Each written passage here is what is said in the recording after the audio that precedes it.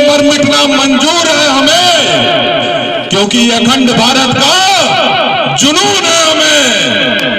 भारत माता की, भारत माता की, भारत माता की। सबसे पहले राजेंद्र नगर वासियों को मैं बहुत बहुत धन्यवाद देता हूं कि अपना कीमती अमूल्य समय निकाल के यहाँ पे इस देश के कार्यक्रम में शरीक हुए।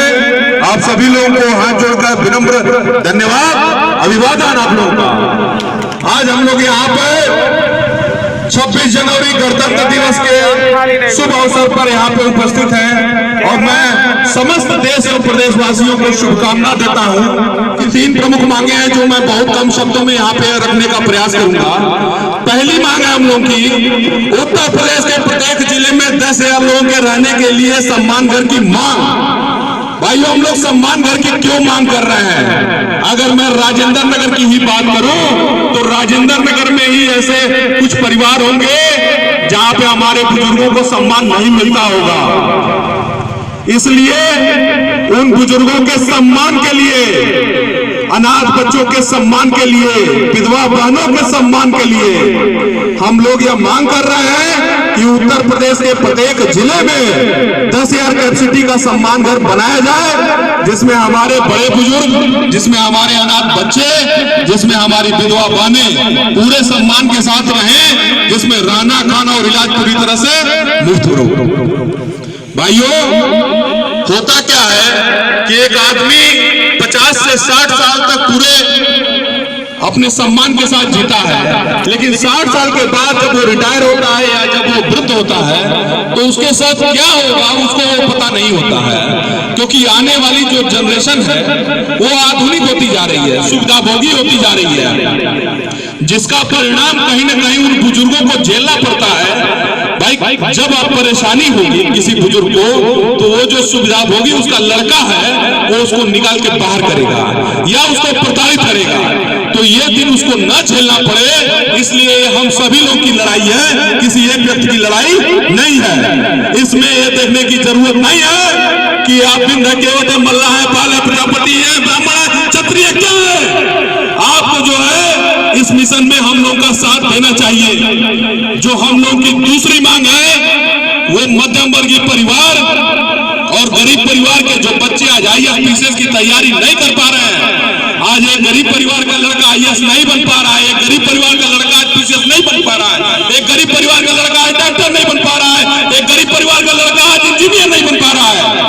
उसके लिए हम लोग ये मांग कर रहे हैं कि उत्तर प्रदेश के प्रत्येक जिले में 5,000 बच्चों को निःशुल्क कोचिंग दी जाए, जहां से वो IAS PCS से लगाए, तमाम सरकारी परीक्षाओं की तैयारी उसको निःशुल्क मिले, जिससे वो पढ़ने का अगर इच्छुक लड़का है, उसके अंदर अगर टैलेंट है तो धन के अभाव में वो पीछे नहीं रहना चाहिए। इसलिए हम लोग की दूसरी मांग है कि प्रत्येक जिले में 5,000 बच्चों को चिन्हित करके उनको IAS PCS से लगाए, तमाम सरकारी परीक्षाओं की तैयारी निःशुल्क कराने के लिए 5,000 बच्चों के लिए एक कोचिंग सेंटर उपलब्ध कराया जाए, जो कि उत्तर प्रदेश के 75 जिले में ये हम लोग मांग कर रहे हैं।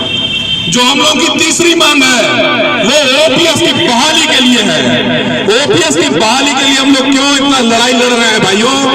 OPS की बहाली बहुत ही जरूरी है, क्योंकि 1 अप्रैल 2004 से भाजपा के द्वारा इस पर रोक लगाई गई थी और हम लोग सरकार में जो भी लोग मौजूद हैं उन सभी से मैं विनम्र निवेदन करना चाहता हूं कि OPS की बहाली जल्द से जल्द करें। उसका एक बहुत बड़ा रीजन ये भी है कि आज जो हमारे विधायक और सांसद हैं, जो हमारे तत्कालीन विधायक और सांसद हैं, वो 5 साल इस देश और जनता की सेवा करते हैं और जब तक जीते हैं तब तक पेंशन का लाभ लेते हैं। वहीं पर एक 60 साल तक, 60 वर्ष तक कार्य करने वाला एक सरकारी कर्मचारी, क्या उसके लड़के नहीं है? क्या उसकी फैमिली नहीं है? क्या उसको सुरक्षा नहीं मिलनी चाहिए?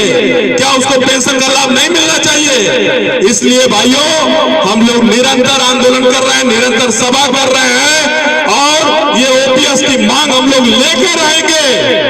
और मैं आप सभी को बोलना चाहता हूं कि आप सभी को भगवा और हिंदू पे गर्व होना चाहिए। चाहिए, सनातन पे गर्व होना चाहिए, अपने राष्ट्र और देश पे गर्व होना चाहिए। भाइयों, इस भगवा का घमंड, इस भगवा का घमंड है तो है, इसे सरेआम लिख देंगे। और जिस दिन लगी है जिंदगी डूबने को है, उस पे जैसे राम लिख देंगे। एक बार भारत माता की जय का नारा जोर से लगाइए। जो भारत माता की जय का नारा जोर से नहीं लगाएगा उसके लड्डू नहीं दिया वीर सिंह, नहीं ना भैया। भारत माता की, भारत माता की। बहुत बढ़िया, बहुत बढ़िया। जय हिंद, जय श्री राम,